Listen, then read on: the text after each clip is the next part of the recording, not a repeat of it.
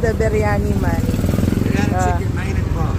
How much is this? 150. 150. And he's from Palestine. So, ito na yung binili natin dun sa, biryani guy. So, he's from Palestine. So, bisitahin nyo lang siya dito sa Don Antonio Heights. Wow! Tingnan nyo. Sobrang authentic. Bango! Sabi ng yogurt sauce niya. 150 lang to. Sabi niya, chicken, malaki, chicken. Mainit pa.